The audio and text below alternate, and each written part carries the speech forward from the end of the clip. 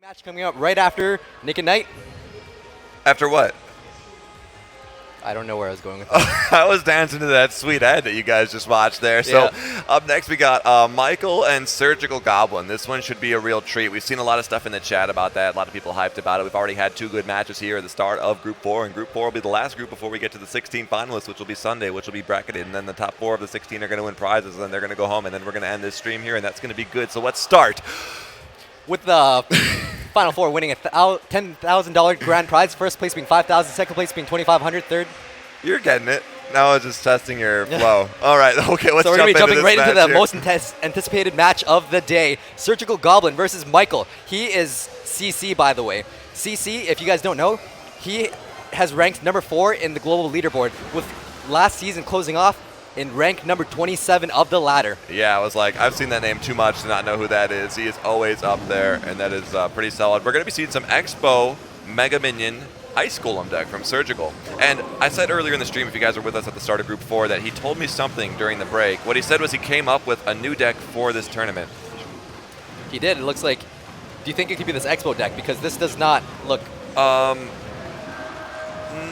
It's sort of standard. There's generally the Mega Minion's iffy, but his other cards have to be 1 or 2 Elixir because you generally want the cheapest cycle possible with it. But look at the value of that Golem, just tanking the entire life duration of that Expo, and then Surgical just pulling that Ice Golem away. So that Mega Minion gets no hits off. If we know a bowler or a giant's a good pull and counter to the Expo, the Golem's got to be the epitome of a good counter if you can get it down and locked. Yep. Because that thing's not going down even for with the that, duration. Even with Surgical planting down an Inferno Tower, that Expo was not retargeting from that Golem. Nope. Very interesting Fireball. He Fireballs a little bit early just so that a Mega Minion can stay on his side. Could he possibly have a Miner, or is he just going to let it die? This is actually different from most Expo decks I've seen, but I like it so far.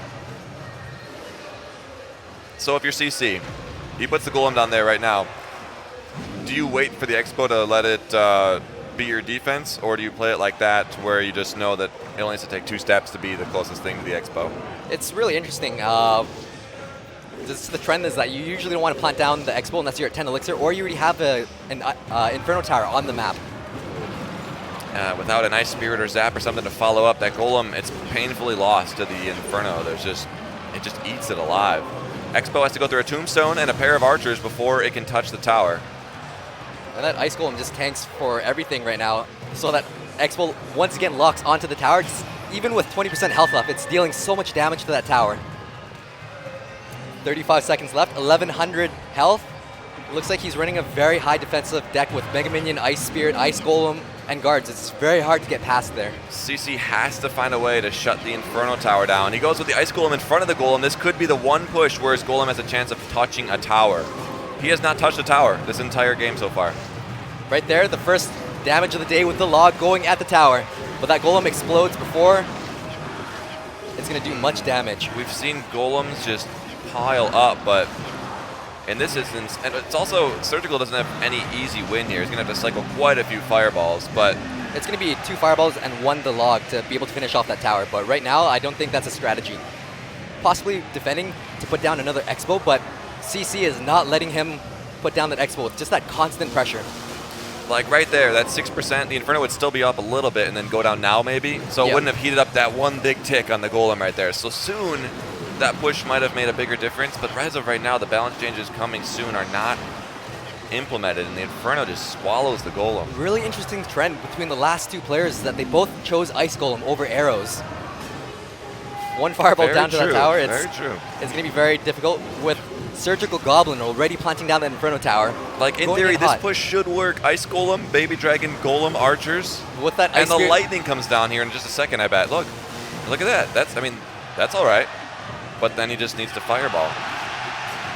There it goes. Fireball right there, and that is good game with that log dealing 3 damage. I didn't know the Surgical Goblin takes... Exact, but the log was cool to see come in there. That was awesome. So what was it, about 2 sort of successful Expo placements with like 20% or less health on the Expo was all he needed.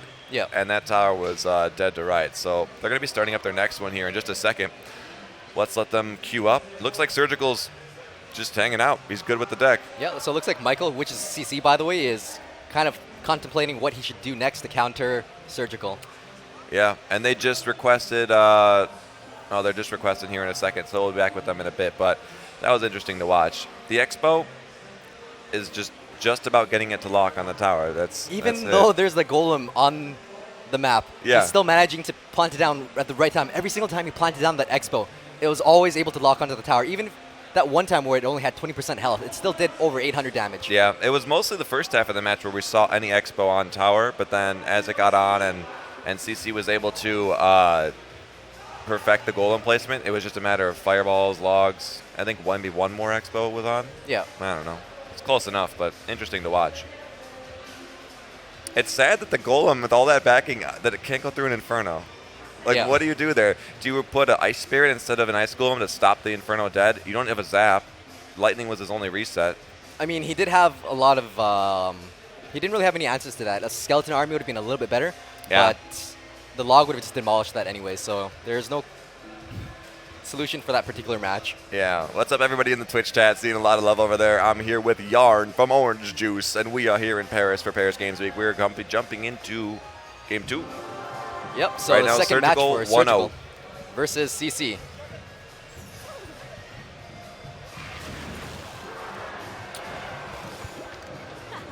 Surgical has a different deck this time. He has a Princess in there, going in for the front. I wonder if this is the new deck, but it's not too new looking yet. I don't know what, like, if you say new, though, what justifies new? A couple changes? It's hard to say, but yeah. If you guys look at that log right there, he actually pushed back one archer backwards and one archer to the right, so none of the archers were able to touch the tower. That's some fancy log tech right there from Surgical's part.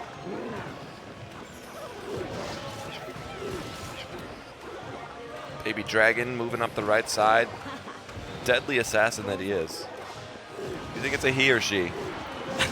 I think it's the Baby Dragon's a he. At least I say it. That's hard to say, but looks like there is a rocket in there. It's a rocket cycle deck. Surgical's classic rocket chip deck. Wow. Everything so far has been 3 elixir or under besides the rocket. So anytime he's sitting at 10 with no immediate offensive threat, he just goes in with the rocket. Looks like Surgical might have another log to answer to that. Was he going to log the archers? He's going to take it up and focus on defending that golem. Wow, it's literally just cards to get back to his rocket and defend. And then the chip with the miner. Even with that rocket, it's not enough to kill that knight, so they're still dealing quite a bit of damage to that golem. The golemites do reach the tower, dealing 1 swing each and exploding onto the tower, but it's not quite enough comparing to what Surgical is doing with the damage. With that chip damage from the miner, it's going to be within rocket's range very soon. Oh, and the knight locks on twice. Wow, that Baby Dragon, those are 3 cards the Baby Dragon doesn't easily take out. With the princess in the front, if he can get 1 more hit, that's going to be at rocket's range. Now he just needs to cycle back to the log and the rocket, or Michael needs to go for a really big golem push right now with double elixir time. He will have the opportunity. Right there, this is where he has to shine. Yeah, the golem deck in double elixir versus a deck that has to be what? 3-0? 3-5? Yep. Something like that. A lot of cards under 3 elixir. And then the Rocket Inferno, obviously the 2 above. Splitting archers. Correct me if I'm wrong, but this is the same deck that Surgical used, the Rocket Cycle chip deck, to win 6 tournaments in a row. So it's going to be a very interesting match. That golem gets taken out. That golem gets taken out by the 2nd Inferno Tower. Surgical is able to cycle back twice to that, and there's no way that it's going to get past there. Multiple Infernos are so crazy. It's like when the Hog Riders 1-unit Skelly decks and the Inferno where you just constantly send Hogs and cycle Infernos. Oh, man. 10 seconds left. Even if that golem reaches the tower, there's not going to be enough damage to be dealt. That is a crazy deck that never lets you get set up. There, Surgical goes with that rocket onto the golem just because the match is already over. And he's making it look easy with a 2-0, but these are just insanely high-level players right now. They're absolutely precise placements. To get to number 4 in a season, Michael knows what he's doing. And just 27th last season. That's 5,300-ish. And not even just the ladder rankings. The amount of effort they had to play to get here was the 1,000-player qualifiers just to even get here. Yeah. Pretty crazy. So Surgical up 2-0, 1 more, and he'll take it. Will he switch a 3rd time or not? So we won with the Expo, and then he won with the Rocket. Yeah, it looks like they are both playing on the phone, so they have the shortest throw distance on their thumbs, as what they say. However, they're playing on one is iPhone, one is Samsung. So maybe the drop times. Yep. Maybe the OLED screen is changing up. I don't know. Who knows at this point? One screen is brighter, one is slightly more responsive. Now we're talking about. Oh, and now I want to jump into the fact that Surgical doesn't have a phone case and Michael does, because that's the next relevant topic I could think of. Anyways, how do you feel about the new golem from a defensive perspective? Because I didn't really explore too much of that in my video. Ice Golem? The graveyard. I thought they said the new Golem. I might have. Oh, wait. There's a new Golem coming out? Yarnleaks.com. All right, we're jumping into going round back to three. into the third match. If Surgical Goblin wins this match, then he will be taking it home best out of 5. Let's see if he uses the Fire Golem. This is round number 3. Yeah.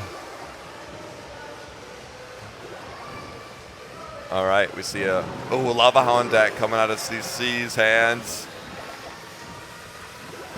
Surgical mounts the Expo once again. Expo going down, just demolishing all the skeletons. Its attack speed is so fast. Like I was talking about earlier, because it attacks so fast, it doesn't have much overkill damage. Versus an Arena Tower versus a Graveyard with too much overkill damage, which we talked about earlier. So that you Lava wish Hound, your Arena Tower was like an Expo when you see a Graveyard, right? It would make the Graveyard obsolete. Yeah. Look at that Inferno Dragon marching into that tower. Even at full health, it didn't do much damage to the tower. 2012, 2014. The years they were born. Yeah, I was just going to make a year joke, but then one. All right. And then 1964, the year Yarn was born. That's right. The first orange was juiced. All right, Lava Hound going on the right lane. As soon as he sees the 7 Elixir card deployed, he puts down his 6 Elixir Expo, and the log will make mincemeat of that.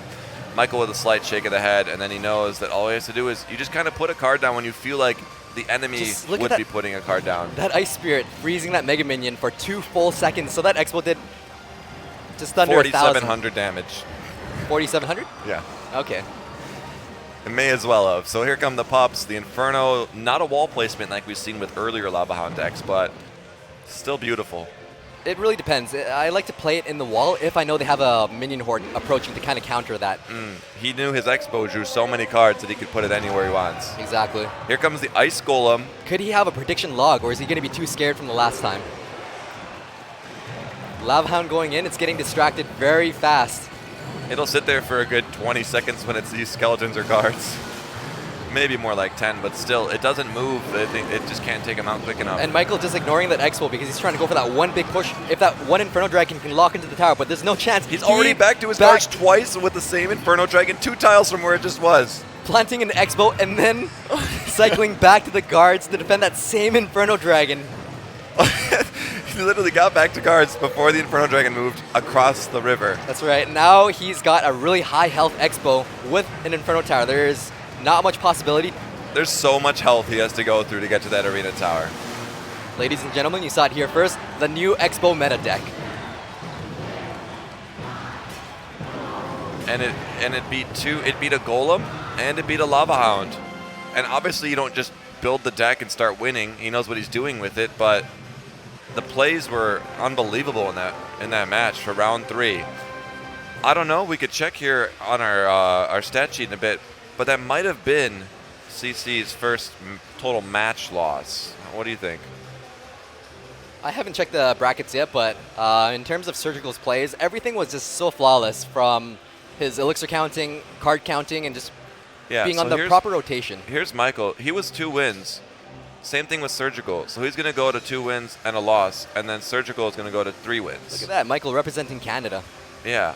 We still have Baby Star undefeated. I've played with him before and know he's got a lot of skill. Ming undefeated. Yeah, let's expand Michael right now. Let's see what his matches were. So he did a flawless victory, 3-0, 3-0 both times. Guys, that is the skill that you just witnessed. A player that went 3-0, 3-0 just got 3-0'd. This is an insane bracket. Let's see how, just a couple other names I know. Baby Star 3-0, 3-0, and yet to be reported. This is going to be an insane 3-1, 3-0, and 3-0.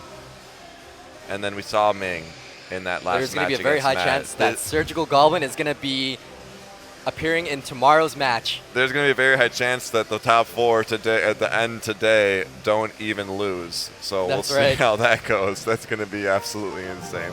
Tomorrow's going to be such an intense match with the top 4 of the top 4. Every stream is getting better between so many different factors. Yeah. It's just been... Sundays is going to be so hyped with all of these players matching against each other. Yeah. We had some really good plays this morning, too, where everyone was going 2-2 with each other, neck and neck. Yeah, there was a lot of round 5s. It was pretty crazy. Yeah, and that one moment where someone used prediction arrows and sealed the deal for that game. Against that Skarmy. 5 minutes that was in. Pretty cool. Yep. Dang, so everyone's reporting their scores here. Actually, there's a lot of matches still going on for the 4th round right now.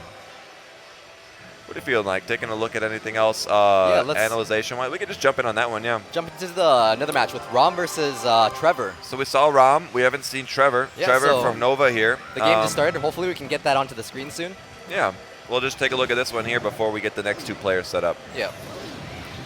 All right, jumping in. You guys are jumping in about 15 seconds in. So we've got the Hog Rider was sent down the left lane with an Ice Spirit. Fire Spirits were the only answer with the Ice Spirit.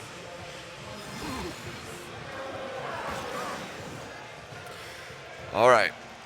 Dropping the Ice Wizard because he does not want that Furnace to get any trickle, and then the Princess can take it out from where she's standing over there. He's going to arrow her down. He's just making the Furnace the thing that needs to be answered. With that bowler just getting demolished by that one Mega Minion for a positive elixir trade, but it gets taken out by the Fire Spirits. I don't think the Fire Spirits were quite necessary. Look at that. He's even logging it. He doesn't want any Fire Spirits coming across. I have to agree with Trevor there. I hate the Furnace. And the Hog goes for the Expo. But Tower and Expo, no, that Expo's not getting any tower shots. That was good. That one Ice Wizard getting that hit off was enough to seal the deal. So when an Ice Wizard is left unattended, it's going to deal so much chip damage. It's very annoying how it slows the tower by 35%. Positive elixir trade. I'm just reading some chat while we hang out here, guys. This is an interesting Expo deck because a Bowler is generally used to counter one, and the Furnace... Yeah. The spawner behind it. I can see the logic behind this is that the bowler just kind of takes care of the skeleton army, which Rom does have indeed. With Rom doing an Ice Spirit Pig push, he bypasses that Furnace. Gets 2 hits off. Does he get 3 off? He does get 3 hits off, despite there being a mini P.E.K.K.A and a bowler defending that Hog Rider. Oh, he thinks that warrants a rocket, but it misses the mini P.E.K.K.A, and that is going to be a few mini... Oh, he knocked it back. Wow, that was... perfect timing on the log. He was forced to use the log for that, so that misplay cost him quite a bit of damage. Now Trevor has a... I don't know if Rom knows we're watching. He's dropping oopses. Yeah, with that was very nice prediction Fire Spirits, because he had a feeling that he was going to plant the skeleton army, and that really paid off with that Expo just locked onto the tower right now. Even with that Mega Minion going in with 2 hits, that Expo did just under 1,000 damage right there. Defending Overall, with a Furnace. Rom has... I think more damage fully done with his Hog Rider. It's just that one Expo. As long as you get one good Expo down. Yeah, and that was a very value Expo right there. Actually, the most value was that mini P.E.K.K.A in the beginning. Here comes the Hog again. Can he stop it? He's got the bowler. Oh, he's just going to rocket it. That was an acceptable response. 5 elixir for 6, so it wasn't too bad, but Trevor is very confident in that. He just needs to plant down a very good Expo again, one more time, or another rocket onto the right side if he can just penetrate it. Princess on the left is doing a lot of chip damage. He's going to let it through, and that arrow just takes it out immediately. Now he knows he's good to go with the Skarmy because he just dropped his Fire Spirits and the Furnace on the right side, so he has none. And on the mini P.E.K.K.A takes the Ice Spirit. Does he get 2 hits on? Wow, that... Rocket log.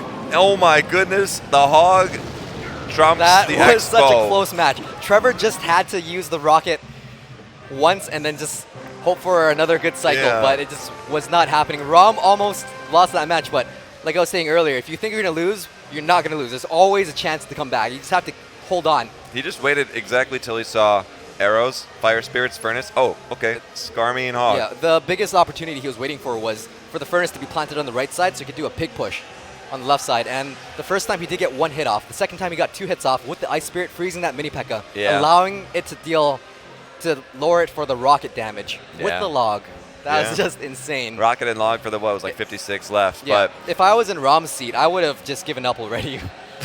Expo, you I'm said done. that a couple times today. You're like, just lightning me, I'm done. Yeah, I just want just my rocking me, I'm done. Just give me my crown chest. Yeah. I'm just in it for the crown chest. That's a good shirt. I'm just here for the crown chest. No, if I made it. I made it. You made it. I made it. You have that shirt? No. Oh. I'm just playing a joke. So. Can I buy it? Oh, man. So I guess we'll just wait till we have another hot seat match. Who do you think it's going to be? I'd like to see Baby Star. That'd be a very interesting match to watch. Yeah. Yeah. Baby versus Star. So it looks like everyone's kind of busy right now, settling in and checking out the deck. So we will be right back. Yeah, we're going to mix and mingle, and we'll see you guys in a jingle. Stay tuned for some more from group number 4. Yeah, there's going to be a lot more hot action. Stay tuned for more Quality OJ. Jinx.